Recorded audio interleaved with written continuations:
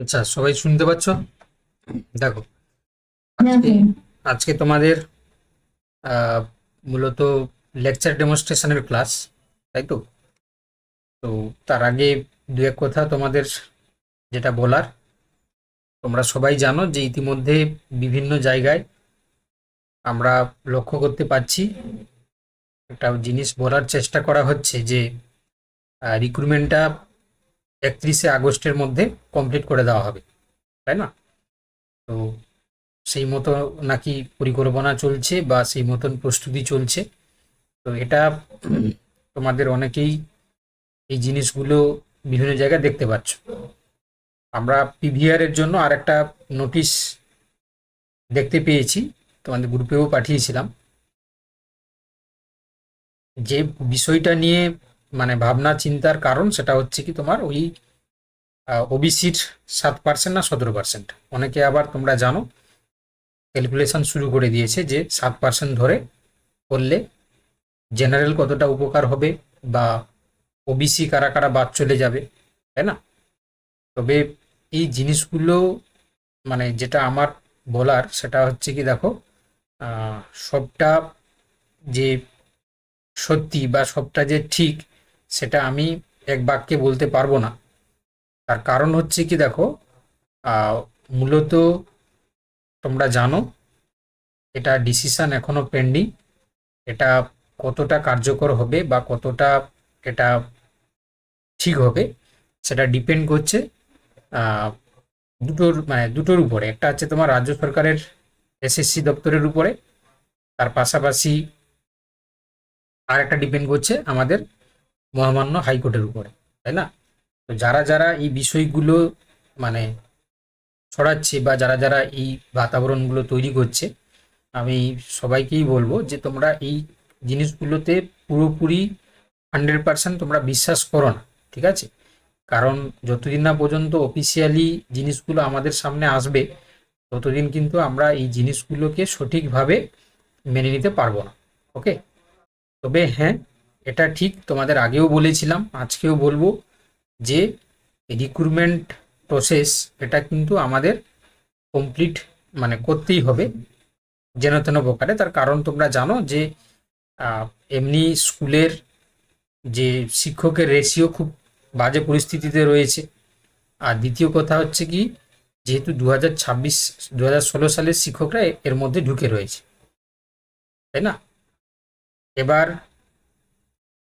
মানে আগস্টের 3 তারিখ যেহেতু বলেছে যে এসএসসি তারা জানাবে বর্তমান সিচুয়েশান কি, তো 31 আগস্টের মধ্যে পুরো প্রক্রিয়া কমপ্লিট হবে এটা কিন্তু আমি বিশ্বাস করছি না বা বিশ্বাস করব না, ঠিক আছে? তার কারণ হচ্ছে কি তোমরা জানো 9-10-এর ক্ষেত্রে হিউজ সাবজেক্টের অনেক ক্যান্ডিডেট রয়েছে।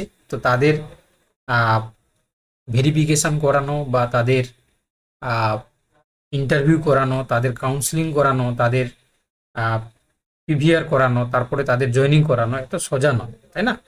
যতই দ্রুততার সাথে করুক, যতই রিজিওনাল ভাবে করা হোক, এত সোজা নয়, ঠিক আছে? তো সেক্ষেত্রে শুধু যে এটা যদি নর্মাল প্রসেসও থাকতো সেটা আলাদা ব্যাপার, তার সাথে তোমরা জানো হাজারো সমস্যা জড়িয়ে রয়েছে। হ্যাঁ, এই এই যে 7% 17% নিয়ে একটা বড় সমস্যা তৈরি হতে চলেছে, তাই না? কেউ কেউ বলছে 7%, কেউ কেউ বলছে 17%। সেটা সত্যি কথা বলতে কি, যারা বিভিন্ন মাধ্যমে বা যারা বিভিন্ন প্ল্যাটফর্মে বলার চেষ্টা করছে তাদের কাছে কোনো অফিসিয়াল কোনো ডেটা নেই বা অফিসিয়াল কোনো তথ্য নেই। তারা মন গড়াভাবে নিজের কথাটুকু বলার চেষ্টা করছে, ঠিক আছে? তো আমিও সেই তাদের মতন করে বলার চেষ্টা করব না যে 7% না 17%। এটা আমরা সময়ের উপর ছেড়ে রাখছি। তো সেটা সময় এলে আমরা জানতে পারবো, ঠিক আছে? আমরা প্রিপারেশান যেহেতু আমাদের হাতে রয়েছে, আমি বারবার তোমাদেরকে বলি যে প্রিপারেশান নিয়ে রাখো। যখন আমাদের সামনে সময় আসবে তখন আমরা আমাদের নিজের বেস্টটুকু বা নিজের যে সবটুকু আমরা যাতে সেখানে দিতে পারি বা দেখাতে পারি, ঠিক আছে? তবে সেটাই হবে আমাদের নিজের থেকে করা। আর যে জিনিসটা আমাদের হাতে নেই সেটা আমরা বেশি আহ, ঘাঁটাঘাঁটি না করাটাই ভালো। তাতে হচ্ছে নিজের বেশি লাভের থেকে ক্ষতি হয়ে যাবে। হুম, এটাই তোমাদেরকে বলার। আর এর প্রসঙ্গে যদি কারোর কিছু জানার থাকে বা কিছু যদি কোনো প্রসঙ্গ বলার থাকে তাহলে তোমরা বলতে পারো, নচেত আমরা আমাদের আজকে যে লেকচার ডেমনস্ট্রেশনের ক্লাস সেটা আমরা শুরু করব। ঠিক আছে, কারোর কিছু কি বলার আছে বা জানার আছে? স্যার, একটা কথা জিজ্ঞেস করবো ওবিসির ব্যাপারে। বলছিলাম যে ওবিসির আপনি বলেছিলেন না প্রথমে যে ইয়ের জন্য রিভ্যালিডেশনের জন্য অ্যাপ্লাই করতে। তো আমার রিভ্যালিডেশনের জন্য অ্যাপ্লাই করার পর ওটা হচ্ছে হয়ে গেছে, মানে অনলাইনে যেটা সার্টিফিকেটটা শো করে সেই জন্য পুরোনো সার্টিফিকেটটা জমা নিয়ে নিয়েছে। দিয়ে এখন কি আবার এনসিএল এর জন্য অ্যাপ্লাই করতে হবে নাকি ওটা দিয়েই চলবে এখন? মানে পুরোনো সার্টিফিকেট তো জমা নিয়ে নিয়েছে। তুমি যে রিভ্যালিডেশনের কথা বলছো সেটা তো তৃণমূলের সময়, তাই তো? হ্যাঁ স্যার। ওটা এখন হচ্ছে কি আবার সবটাই বাতিল করে দিয়েছে। ঠিক আছে, এখন তোমার যে ওবিসি, ওটা আগেরটা রিভ্যালিডেশন সেটা সেটা নয়।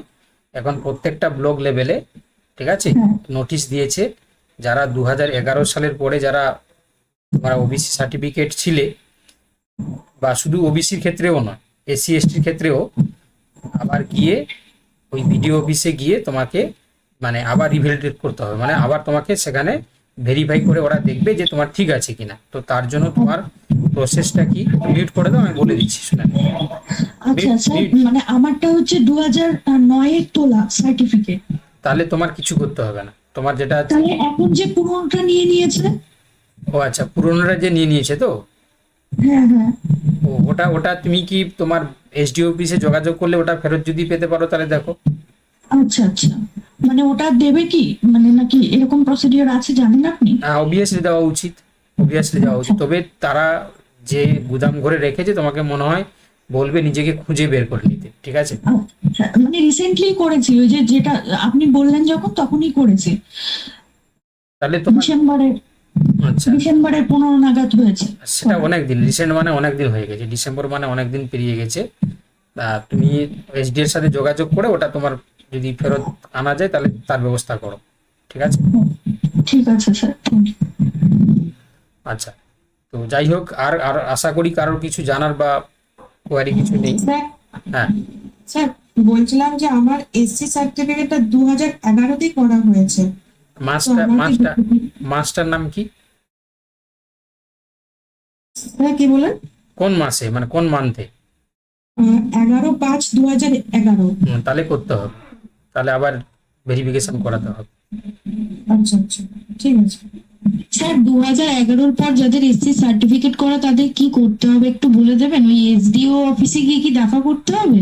তোমাদের তোমাদের যেমন ওবিসির ক্ষেত্রে ইনকাম সার্টিফিকেট আর জাতির হচ্ছে কি তোমার বংশ তালিকা, প্লাস যদি পরিবারের কারো 2011 সালের ওবিসি সার্টিফিকেট থাকে সেটা, যদি না থাকে তাহলে সম্ভবত 1975 নাকি, যদি আমি ভুল না হই, তাহলে ওই সময়কার যে দলিল, সেই দলিলে তোমার সাবকাস্টটা যাদের লেখা থাকবে ওই ডকুমেন্টগুলো নিয়ে, আর একটা অনলাইন ফর্ম ফিল আপ করতে হবে, সেটা নিয়ে তোমাকে বিডিওতে জমা দিতে হবে। বিডিও সেটাকে ভেরিফাই করবে, ভেরিফাই করার পরে ওরা ভেরিফাইড বলে লিখে দিলে সেটা নিয়ে গিয়ে তোমাকে এইচডিওতে দিতে হবে।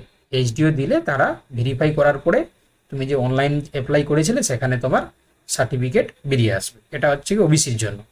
এসসি এসটির জন্য তোমাদের ইনকাম সার্টিফিকেট লাগছে না।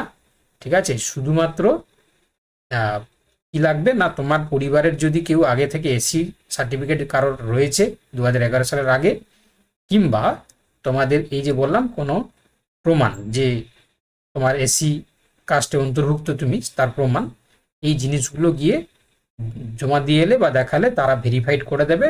করার পরে তুমি সেটা এইচডিওতে জমা দিলে তোমাদের সার্টিফিকেট বেরিয়ে আসবে। ঠিক আছে, এই হচ্ছে প্রসিডিওর আপাতত আমার কাছে যেটা ইনফরমেশান আছে। ঠিক আছে, এবার এটা প্রত্যেকটা বিডিও বা এসডিও লেভেলে কিছুটা সামান্য চেঞ্জ হচ্ছে। ঠিক আছে, কোন ভিডিওতে কিছু যদি চেঞ্জেস হয় সেটা একমাত্র তোমাকে তোমার যে বিডিও অফিস বা তোমার যে এসডিও অফিস সেখানে গিয়ে যোগাযোগ করলে তারা আরও ভালো করে বলে দেবে। ইন জেনারেল যে নিয়মটা আমি যেটা জেনেছি বা যে মানে বিভিন্ন মাধ্যমে যারা সবাই বলেছে তার সাপেক্ষেই তোমাদেরকে বললাম।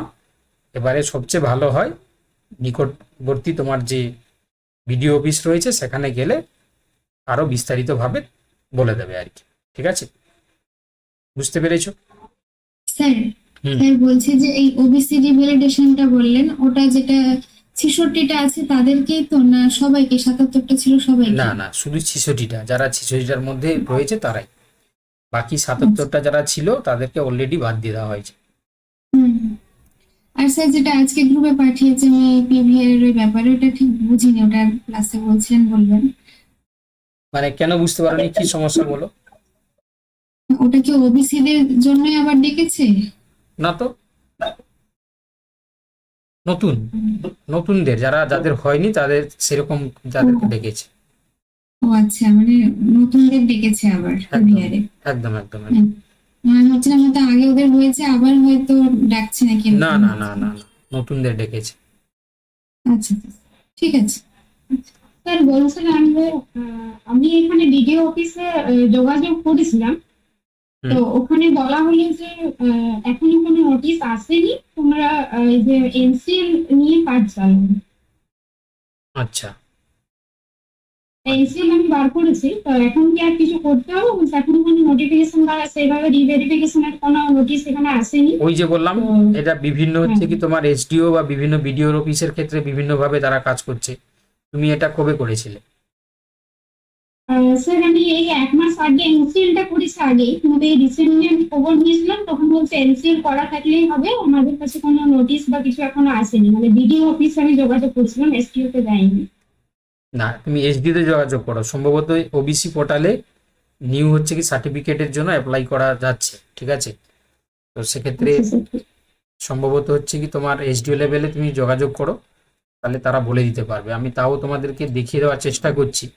সম্ভবত দেখো, আমি চেক করছিলাম একবার, মনে হয় অ্যাপ্লাই করা যাচ্ছে। দেখো এই যে ওবিসি যদি আমি লিখি এখানে, হুম, এই যে ব্যাকওয়ার্ড ক্লাসেস ওয়েলফেয়ার, এটা ওপেন হলো। এবারে